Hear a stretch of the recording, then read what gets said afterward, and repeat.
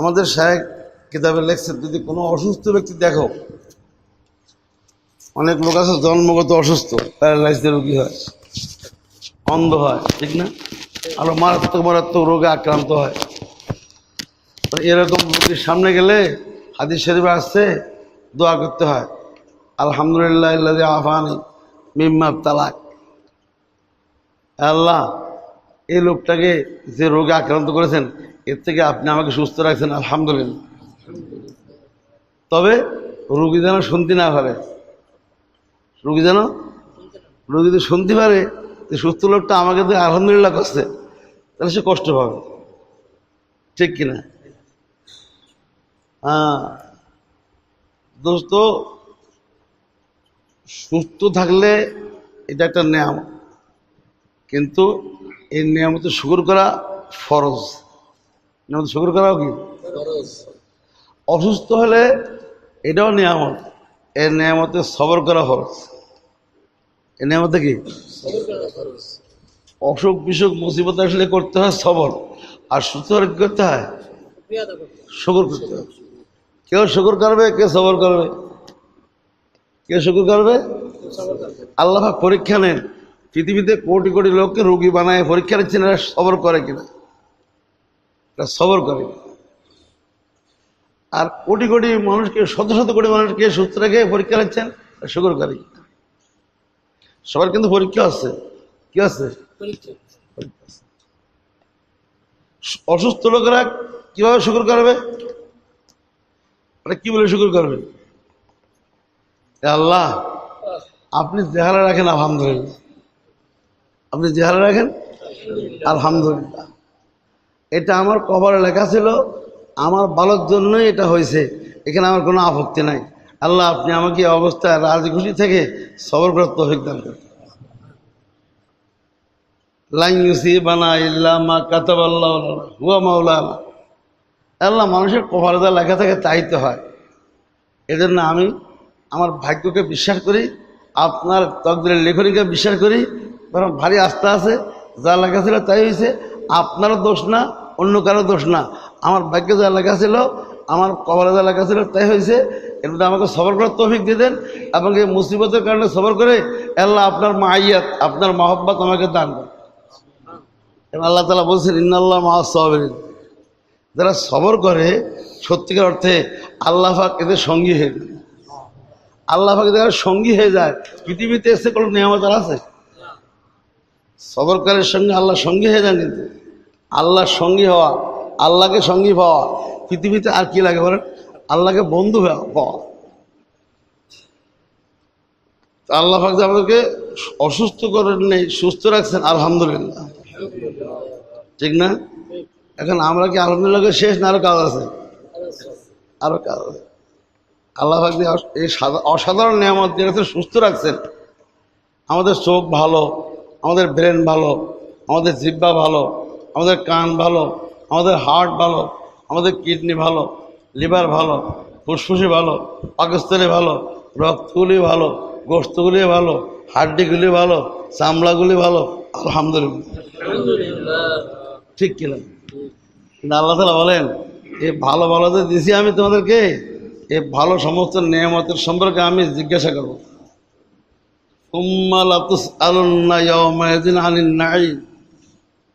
এই যে ভালো ভালো নিয়ামত দিয়েছি, তোমরা নিয়ামত ভোগ করতেছ, চোখ, কান, জিহ্বা, কিডনি, হার্ট, লিভার, রক্ত, গোশত, মাংস, হাত, সব কিছু তোমরা ইচ্ছা মতো ব্যবহার করতেছ। তোমরা তাকায় দেখো, পৃথিবীতে অনেক লোকের চোখই নেই, অনেক লোকের কান পচা, কান শোনেই, আছে না এরকম? অনেক লোকের জিহ্বা আছে কিন্তু কথা বলতে পারে না, কি মুসিবত আছে। অনেক লোকের হার্ট সমস্যা, অনেক লোকের কিডনি সমস্যা, অনেক লোকের লিভারের সমস্যা, অনেক লোকের পাকস্থলীর সমস্যা, অনেক লোকের পেশাব পায়খানা হওয়ার সমস্যা, অনেক লোকের রক্তের সমস্যা, অনেকের গোশতের সমস্যা, অনেকের হাড্ডির সমস্যা, অনেকের চামড়ার সমস্যা, ঠিক কিনা? অনেকের ব্রেনের সমস্যা। এত সমস্ত সমস্যার থেকে আপনাকে আমাকে আল্লাহ পাক যে সুস্থ রাখছেন, আল্লাহ তাআলা কত শুকর করা দরকার। আলহামদুলিল্লাহ, আলহামদুলিল্লাহ। এজন্য প্রত্যেক দিন আমরা একটা স্টিকার ছাড়ছি না, 2 রাকাত নামাজ তার নিয়তে, 2 রাকাত নামাজ জন্মের থেকে আজ পর্যন্ত আল্লাহ পাক যত নেয়ামত আমাকে দিয়েছেন সমস্ত নেয়ামতকে মনে রেখে শুকর 2 রাকাত। আর আল্লাহ পাক আমি আল্লাহ পাকে যত নাফরমানি করেছি সমস্ত নাফরমানিকে স্মরণ রেখে তওবা 2 রাকাত।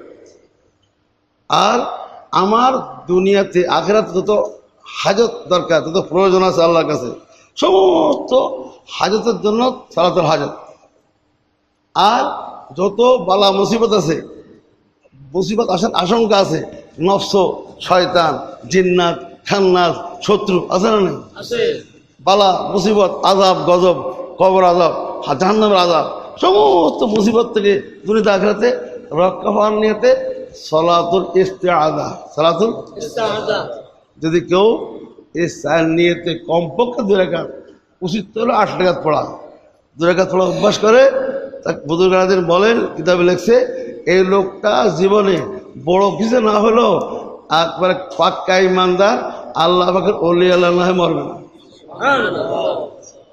কথাটা বুঝতে পেরেছেন? এটা কি মেলা কঠিন কিছু নাকি? আমরা তো দীর্ঘদিন থেকে পেনা 30 টাকা ছাড়তেছি, আল্লাহ রহমতে অনেকগুলো আমল করতেছি, একবার করতেছে না তা না, কিন্তু আশা অনুপাতে কম হচ্ছে, ব্যাপক হচ্ছে না। কিন্তু আপনাদের কি মনে ধরে আমল করবেন ইনশাল্লাহ?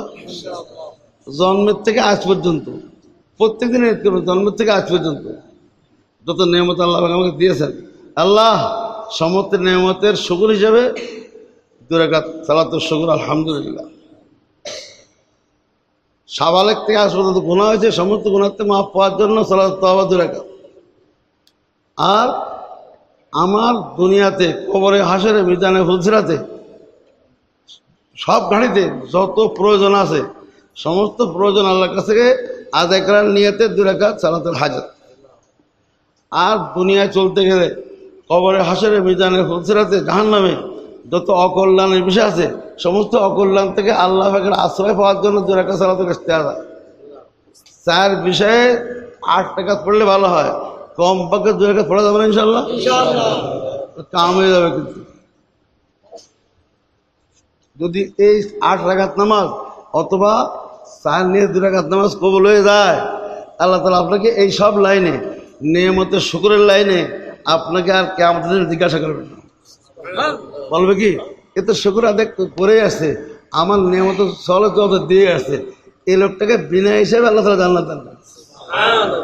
আজ যে লোক প্রত্যেক দিন আল্লাহর কাছে গুনাহ আছে, তারা তো তওবা পড়ে পড়ে, সে গুনাহ তো নাই, তার হিসাব নেব কি? বিনা হিসাবে মাফ করবে। আর যে লোকটা দৈনিক খেলে হাজত চাইছে, আল্লাহ আমাকে দুনিয়া আখিরাতে সমস্ত কল্যাণ দেন, ইমানদার বানান, মুত্তাকি বানান, আল্লাহ আল্লাহ বানান, আমাকে আপনার বন্ধু বানান, আল্লাহ আমাকে ইত্তেবা সুন্নাতুল্লাহ বানান, তাকওয়ালা বানান, আল্লাহ আল্লাহ হতে কিন্তু দোয়া করছে, তারা তারা হয়ে গেছে। এই লোকগুলিকে আল্লাহ তাআলা বিনা হিসাবের কষ্ট না দিয়ে জান্নাতে পাঠান।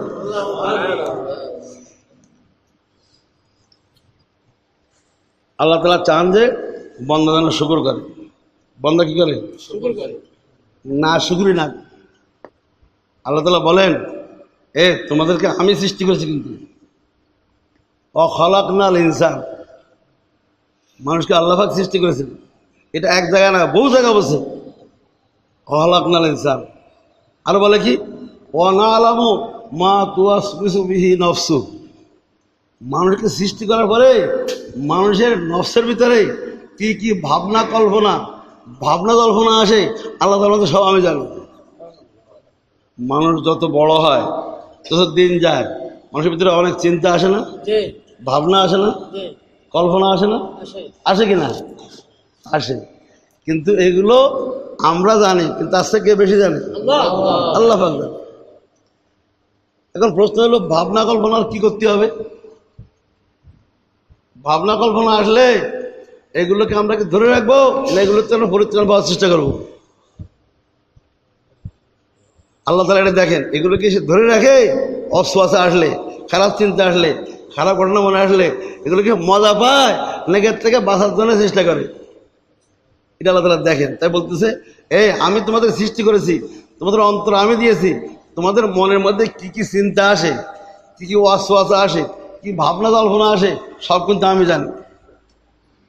হাকিমুল উম্মত মৌলানা আশরাফ আলী থানভী রাহমাতুল্লাহ লিখছেন যে মানুষের ভিতরে যদি কোনো ওয়াসওয়াসা আসে, ওয়াসওয়াসা আসলে এটা কেমনে তাড়াবে? ওয়াসওয়াসা আপনার মনের ভিতরে আসে, এটা আসে না আনা হয়। যদি কেউ আনে সে গুনাহগার হবে। যদি ওয়াসওয়াসা নিজে নিজে আসে তাহলে লেখছেন যে আসার পরে সে কি এই ওয়াসওয়াসাকে মোবারকবাদ জানায় নাকি এর দিকে ভ্রুক্ষেপ না করে বিরক্ত বোধ করে? যদি কোনো খারাপ ওয়াসওয়াসা আসলো নিজে নিজে, সে আনে নেই, আসার পরে যদি ভ্রুক্ষেপ না করে, সে অসন্তুষ্ট হয়, মানে দুঃখ পায়, তাহলে এই লোক থেকে ওয়াসওয়াসা দূরে যাবে, এ লোকের কোনো গুনাহ হবে না। আর যে লোক ওয়াসওয়াসা নিজে নিজে আসার পরে সে যদি এটাকে মোবারকবাদ জানায়, স্বাগতম জানায়, অভ্যর্থনা জানায়, এটাকে যদি লালন করে, এদের মজা নেয়, এটা একটা গুনাহগার।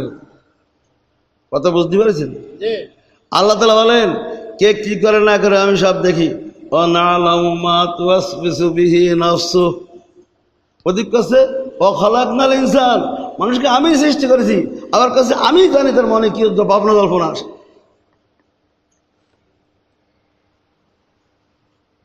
3 নম্বরে বলতেছে ওয়ানাহনু আকরাবু ইলাইহি মিন হাবলিল ওয়ারিদ, আমি তার সারাগর নিকটে আছি।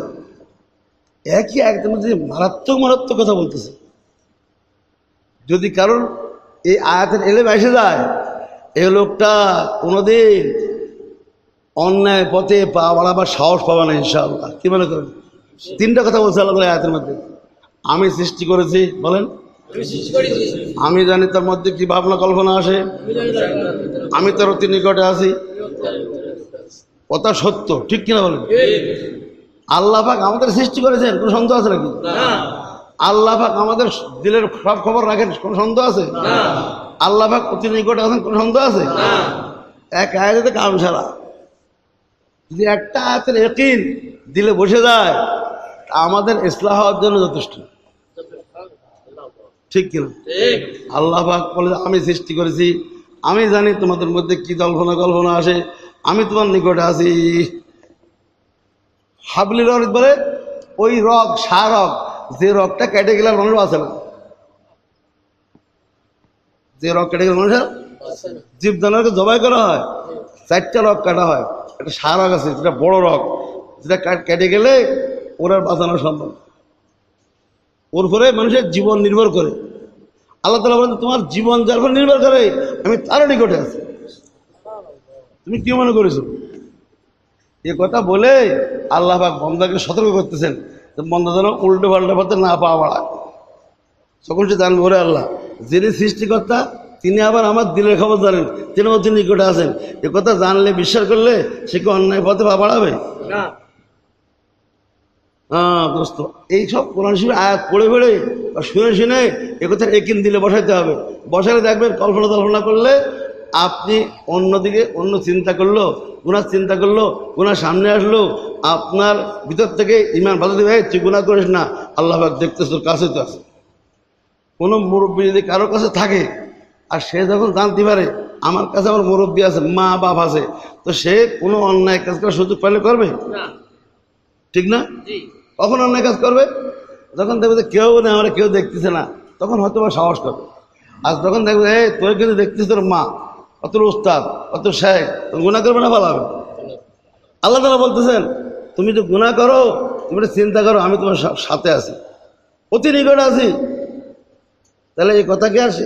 এই কথা ধ্যান আসবে, একিন থাকবে, দিলে থাকবে, এই লোকটা কোনো গুনাহ করার সুযোগ পেলে গুনাহ করবে না, প্রশ্ন ওঠে না। এই জন্য করাচি হযরত রহমতুল্লাহ আলাইহি এই আয়াতের আলোকেই বলতেছেন এই পাপীরা, তোমরা যে পাপ করো, শব্দ গুনাহ করো, তোমরা মনে করো কেউ দেখতেছে না, দরজা বন্ধ করে লাইট অফ করে তোমাদের গুনাহ দেখো, তোমাকে কেউ দেখতেছে না। কে মনে করেছে? কে বলছে কেউ দেখতেছে না? আল্লাহ পাক দেখতেছে।